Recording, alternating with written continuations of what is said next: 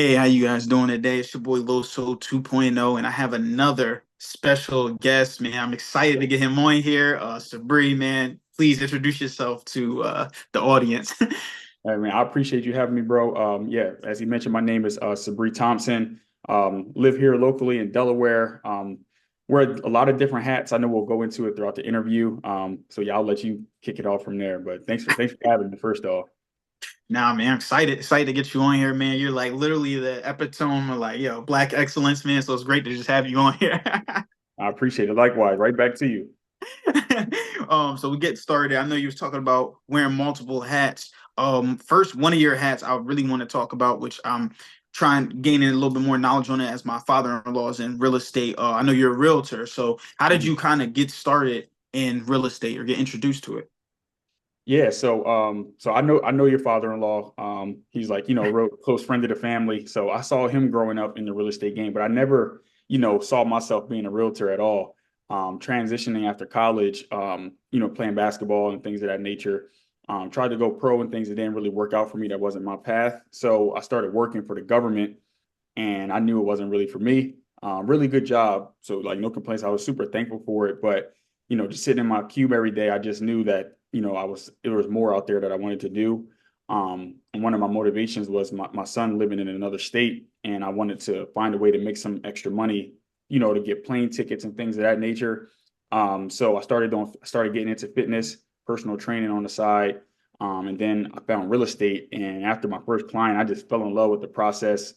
She was around, I think she was in her between 50 and 60, never owned a home, didn't think it was possible.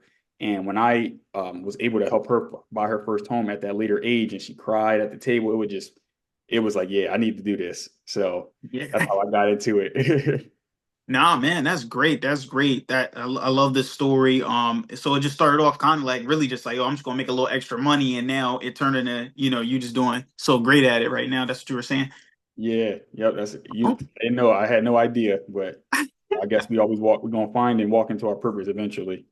okay. So I know you was talking about, she didn't even feel like it was possible. So can you kind of like educate us a little bit about even the process of buying, your first home? Mhm. Yeah. So every time I have a consultation with someone, we'll basically I do it in like two tiers. I do a discovery call, which is like a Hmm. short session. We go over like, what they're looking to do and things like that. And then once I identify that they want to buy and that they could potentially buy, we'll go through a little consultation. The first step is really just understanding your finances, getting pre-approved or going through the pre-approval process. And that will look like connecting with a local lender. It doesn't have to be local, but local lenders offer things that some of the national and bigger banks can't do, like grant programs and things like that. You will be surprised how many people call me inquiring about rentals that are qualified to buy a home but have no idea. You know, Wow. they qualify for a lot of free money out there. Like there's some grants up to like $40,000 out there. Clients are Man, walking away buying a home without having to bring anything to the table. Sometimes getting a check back at closing. But they damn. call their first initial call. They're like, "Yeah, I'm gonna rent." I'm just like, "How much you looking to pay on rent?" So then I'll be like, "Hey, let's try to see if you could even do this." And then they have a conversation with the lender. Now they're starting the process. So Dang, oh, cool. So I didn't even know that myself. I didn't know. I thought you honestly, I was like, all right, you just go out there, you save that money up, you get that what 20% down payment or so. So you're breaking a lot of those myths that yeah, a lot of myths. That's the biggest one, that 20%. A lot of people, a lot of most first time home buyers and even step up buyers like second or third home don't put down 20%. Mm, And there's grant programs like even for people that aren't buying their first home, FHA, which is a lot of first time home buyers use because it's more friendly for those with, that are trying to establish their income and things of that nature and may not have the highest credit score. You can, mm, if you have at least a 620, you open the door for so many grant programs and you can basically get down payment assistance for 3.5% and not have to bring that to the table. Even mm, for conventional products, conventional is a private back loan, you can mm. go as low as 3% on that for first time home buyers and 5% for second and third homes.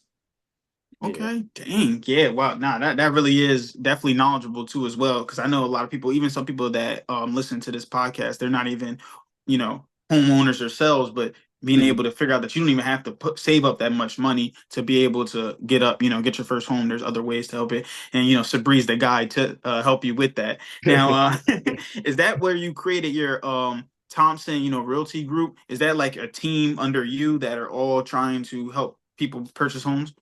That's correct. Yep. So Thompson Realty Group is started this year. The beginning of actually, I would say the end of last year kind of was formulating. Hmm. One of my first team members, he came on. He was just got his license and he was thinking about getting started. I had no idea I wanted to create a team. But I've always like with any agent, I'm kind of like, if somebody calls me, I'm going to give out the game. I'm not safeguarding this enough out there Hmm. for us all. But kind of approached me in that way. And I was just like, oh, maybe I should start a team. End up onboarding him and then onboarding another young lady by the name of Jennifer. She's Spanish speaking. So that kind of opens up our door Yeah. to other communities. But yeah, we work together. We work with buyers and sellers. We do rentals on occasion. The rental Hmm. market here is different. It's not really Delaware market is not really like feasible for like agents when it comes to rentals all the time, but we'll do Hmm. it on a case by case. Like for my friends and my close friends and family, I'll definitely help them with rentals as well. Okay. Did you see any difference from, because I know a lot of times too as well, when I listen to like a lot of podcasts with entrepreneurs, they talk about the idea of like you can't do this alone. Like having a team Yeah, helps you push along. Did you feel like that difference with having a team as opposed to doing it on your own? man, when I tell you like night and day, like having a team, first off, finding a good brokerage is the key. So even Mm-hmm. before I had a team, I had good support at the brokerage.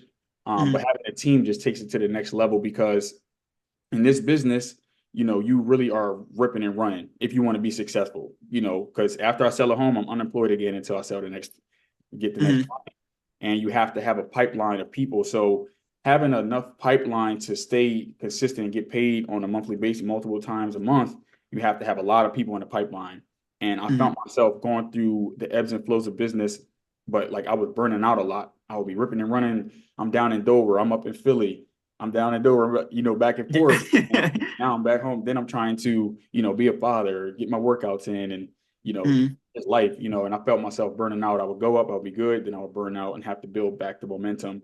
When I onboarded my team members, now I'm able to be in multiple places at once. So if I have Mm-hmm. 5 clients at one time, instead of working with all five, okay, now Prince or Jennifer can work with those two outside of the business that they already have. I can help them Mm-hmm. grow their business and I'm growing at the same time. And I'm able to kind of leverage and scale more that way. Yeah, no, that definitely makes sense then too as well. I noticed you kept seeing filling like a pipeline. Now, would you feel like referrals builds a strong foundation for your business or more? Because I know I've seen a couple ads for the fit and professional, which we're going to get into in a little bit. But do you Mhm. feel like which one helps a little bit more, the ads or both, or really just the referrals build that foundation? I would say nothing is better than word of mouth referrals. Those, Hmm. even you're gonna have difficult clients in any business, right? But Yeah. I compare like maybe like a paid lead versus a lead that's organic that comes from my spirit. Hmm. It's just different. It's just like you walk right into it, Hmm. So if I did really good, I already got my rapport built. I'm coming highly recommended. I love word of mouth referrals when I get those calls like, yeah, so and so bought with you last year. I wanted to start the process. I love those. But in today's day and age with technology, social media, it's like you have to have both if you want to be able to stay relevant because other people are doing it. People are buying leads when it comes to real estate. I know you said we're gonna get into professional, but just got to stay in front of people. So that's why I make a lot of content and run ads. So Hmm. that even if people that I think I already have in my sphere, they may know 3 other agents, but if they're constantly seeing the Thompson group, when they are ready to buy or someone they conversation they're having with someone is talking about it, we want to be the top of mind. Yeah, no, that makes sense. That's something that I started even doing for, Winners Win, just, running paid ads. And then I've just been out in the gym and somebody's like, I know this is not, Carlos, is you right here with your book. And I'm like, yeah, yeah, yeah. Yeah. So I'm like, it definitely does help a lot. I definitely agree with that. Now, fit and professional, I know you said you were a personal trainer before, and like I thought that idea, like just your brand is so original. It's like it's crazy. I was like, wow, it's like simple, it's so original though. So how'd you even came the idea to just mix them together, and come up with a fit and professional? Yeah, man, I appreciate that too. Like you said, it's simple, but it's like it was my way of tying everything together because as a man who does multiple things like yourself, like Yeah. how you could be over here, you could be over here, and then people on the outside like, well, what do you do? So when I was building Hmm. my real estate business, I remember I lost a client because they thought, oh, we thought you were only doing fitness because I was Hmm. heavily posting on fitness and stuff like that. They ended up selling their house with somebody else. They was like, we didn't know you were still doing real estate. That's part of my fault, maybe not following up with them like I should have and things like that, learning lessons.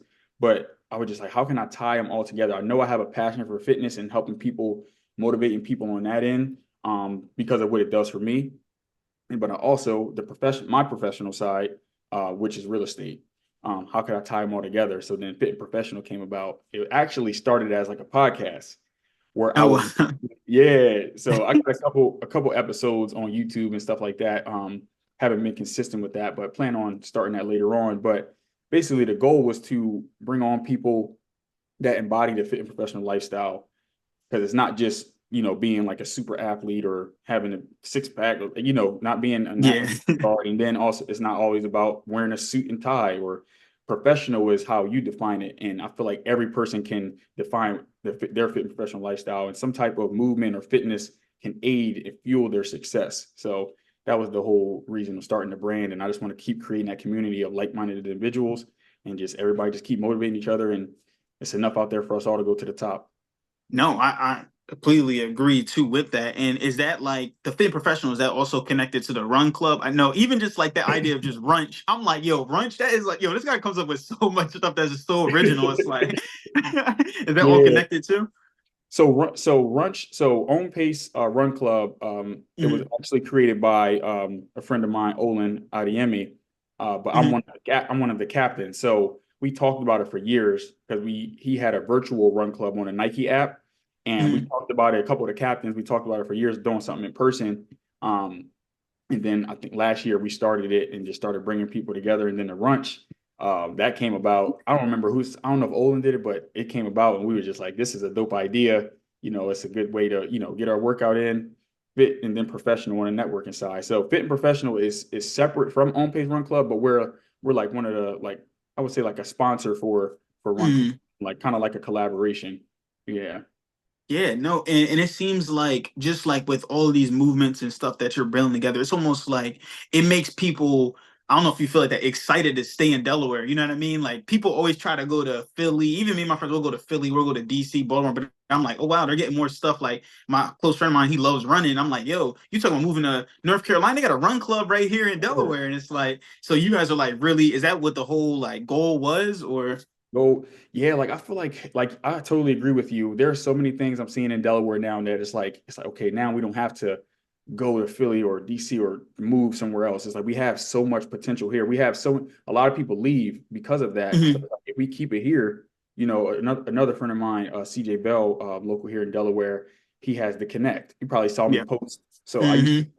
So I'm a member of the Connect, but I used to be a Focus member. I had to take a step back because I had too much on my plate, but Yeah. still a big supporter of the Connect. They do that right now for millennials, networking events, fun stuff, introducing people to golf, network mixers, R&B nights. So it's like all these different things I'm seeing. There's a lot of opportunity if we just all just kind of keep collaborating and just, see that we have so much potential here in our small state. Yeah, like keep it together. And it was even just going to like local networking events. I'm seeing like, and the thing that which I like about the Connect too as well, it was like, no offense to anybody listening to this, but it was like young black people. I'm like, all right, let's go. Cause I go to networking events and they're all like 60-year-old white men. And you know what I mean? I'm Yeah. like, damn, I feel like I can't connect with you. But having that idea of all that stuff together, it's like I feel like it just like you said, it brings it together. It makes us, happy to stay in Delaware. Yep. You never know who you're going to run into at the Connect, at Run Club. I swear at Run Club, like I see someone, a new face every time. And, they may be a client of mine, or I may refer them to somebody for something else. Like there's just so many people that I didn't even know. Like I met a guy who does massages, like sports massage. Mhm. And I ended up getting one. I was like, wow, I didn't know I needed that after all these Yeah. years. We both play ball, but I didn't ever think about getting a massage or anything like that. Mhm. Hey, I can support his business, and just You keep never going. know where it goes from there, pretty much, though. No, I like that, though. Exciting. So I know you were saying a lot of your friends and stuff like that. Are a lot of them connected to? So I know that you're Greek, right? Too, right? Kappa. Yeah. Hmm. Yeah. Is that, or did you find a lot of your connections through crossing over too as well? So that's crazy. I didn't even think about it like that because CJ's he's a Kappa as well, and then Olin's a Kappa as well. But I didn't meet them through Kappa. Oh We just, wow. yeah, I guess we just, we crossed paths. We figured out that we were both frat, and we kind of had the same like kind of values instilled in us in regards like working hard and things of that nature. But no, I have made connections through Greek. I didn't cross here in Delaware, so a lot of my line brothers, all live down south where I played basketball at school. But it's definitely good to connect when I do meet somebody that's in my fraternity, or even just somebody that's in a fraternity at all. It's like it's a different level of respect, like an icebreaker when you first meet somebody. It's like, oh, we got something Hmm. in common. Yeah, no, that's cool. I was like, I didn't even know that you, because I'm like thinking like, dang, my old coach was too. And then I seen you posting him. Was it James? Coach James? He has like, Yeah, yeah. He takes a picture yeah, stuff like that. I was like, oh snap, y'all know each other. Then I seen y'all both cap. I'm like, that makes sense. Then I'm thinking it's like, oh, they just connect like that. yep, yeah, yep. Don't judge me, productions. Yep. Yeah, and for sure, for sure, for sure. Now that's good though. That's good. Now, I know you were also mentioning, and this is what I actually really wanted to ask you about too as well. I mean, I don't have no kids yet, but I'm thinking about having kids down the line, couple years or whatever. Yeah. Um, and how are you able to balance, being a great father as well as all of the business stuff too as well? Because that's one thing that I don't want to like fall victim to, like, oh, I'm just so focused on trying to be successful that I neglect. And I know some entrepreneurs do fall into that. I just don't want to do that too as well, but I see you're able to do it both. So how are you able to do that? Yeah, that's a good question. And it's like a full-time job, being present for your kids, and also just being present for your family. When it comes to being an entrepreneur, a lot of sacrifices, have to be made. A lot of people won't understand it. Friends will feel some type of way. So I do deal with that sometimes, like, oh, you don't never answer, or people Mm-hmm. think you're too good for them. And it's not that. It's just when you set your schedule, like you just have to stick to it. So that's one thing about me. I've really been honing this year, been honing on single tasking, having different businesses, having different, having being a father, being in a relationship, all of that. I have to I have to have it on my calendar. You Mm-hmm. set those times out. So like I have a very strict morning routine. I try to get a lot of my personal stuff done for myself, my personal development, reading, working out, meditation before my son even gets up in the morning. Mm-hmm. That Yeah. way I have that hour and some change to sit down, eat breakfast with him, talk and stuff before the workday starts. And the good thing about being in real estate and being an entrepreneur is I do have the flexibility. I can take my son with me, like especially in the summertime when he's not in school. Yeah. I could take Mm-hmm. him with me to appointments and kind of expose him to that stuff too. So it's all about balance and just for me following my schedule and sticking to it. I like a couple things you said. Definitely the morning routine. I feel like, I was actually writing down the schedule because I feel like that's something that I always need to. I'll be thinking that, you know what, because I'll do like a bullet list points and like, all right, I need to get all this done today. But having it set out in the schedule, I feel like would definitely help me a lot more than doing Yeah, that. man, it's crucial, man. What I do is what we call, I learned it at my brokerage. It's called closing out your day. So Hmm. so the night before you close out your day. So for me, it would look like going through all my text messages, make sure I didn't miss anything from any clients or anything of that nature. Going through my voicemails, making sure that I don't have any miss voicemails in that regard. And then any of those tasks, those bullet points that I have, if they were outstanding, if I don't have time to do them, I have to, push them to the next day or something like that. But closing out my day, and then also I do social media posting, so making sure my posts are scheduled for the next day.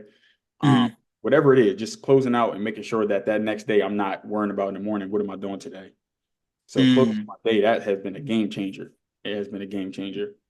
I'm taking notes too as well, man. Closing my day. No, I definitely like that idea. And then another thing I like that you said too as well is that you're exposing your son to this stuff early, because I feel like even myself personally, I didn't even know what entrepreneur was until I was like 18. I was like, what the Right, heck is that? right. What I mean? It might not have been as like popular before, but it was like, dang, like I didn't even know you could own your own business or anything like that. So I think like that's just even good right there. Do you feel like he's picking up some of the stuff that you're showing him to as well? Yeah, I definitely think he is, and even if it's not real estate that he goes into, I think the work ethic and him just seeing how disciplined I am, I definitely can see that's translating to him. Like he wants to be, he plays a bunch of sports. He wants to be in the NFL. He also wants to be a streamer and all of that type of stuff. And I understand you can do whatever you want, but it takes work, So you can't just talk about it. You got to put the actions. I say you see dad working out every day. Say so you want to be a good football player. So we got to do the extra work and you want to be a Mhm. streamer, you got to practice and things like that. So finding a balance, but I definitely think him just seeing out here him say certain stuff like no, you don't have any appointments today? Oh wow. Like I'm surprised. Like he just, but yeah, it's dope. I'm glad I'm able to do that. Yeah, man. No, that's all great. That's great. I know you kind of briefly kind of talked about playing college basketball too. Is Northwestern State, right? Correct. Is that what you play? Okay, all right, cool. So what was your like your process too as well? Going from you used to play at Sanford, sir? Stanford. Hmm. Yep, going from there and then going to play college basketball. So that transition was tough. So being at Sanford was a small school environment. Was really good. I had to work my way up, and senior year I was able to have a good year and get a scholarship, which I'm super thankful for. And then I went all the way down to Louisiana, so that was different. That was a culture shock. Different. I love it down there. It was a different pace. And then just being an adult on my own, it was my first time being away from my family and so far away. I remember summer because you have to go in the summer to train and Yeah, stuff like that. yeah, the So workouts. Yeah. summer going into freshman year, my mom had flew down with me to help me move in and stuff like that. And the day that she left, I don't know if you ever heard of the yips. You ever heard of the yips in baseball? Nah, I never heard of that. What's Basically that? like a pitcher or somebody forget they can't throw. So it's Mhm. like a mental thing. It's a psychological thing where Yeah. throwing and it's like it's going all over the place. And I had the yips in basketball for him. So I Mhm. was a shooter. So that was my thing. 3-point shooting and things of that nature. So the day that my mom was there, we had open gym. I couldn't miss. The next day, I felt like I forgot how to like shoot. So like Dang. all like for like 3 or 4 weeks in the summer, I was trying to just learn my shot again, and it was so super frustrating. I'm like, man, I'm gonna lose my scholarship, and like I couldn't shoot. It was like I would go up, and it was like somebody was grabbing my arm and throwing it. I can't. Mhm. It was the freakiest thing like ever. So that happened, and then my mom came back down to fly back with me, and no, she didn't come back down, but it was the day before I was flying back home for the remaining of the summer, my shot came back. So I think it was Yeah. more with just like a psychological thing. I just wanted to tell a story. It was cool, but that transition it was tough because I was like super scared. I'm like, what's going to happen? But I was able to get back into my flow, and then going into the first semester, everything was good. Mhm. Okay, yeah. And do you feel like because I mean I personally feel like this, but do you feel like playing basketball helped you transition into like your entrepreneur life at all too as well? Is there lessons that you brought from that?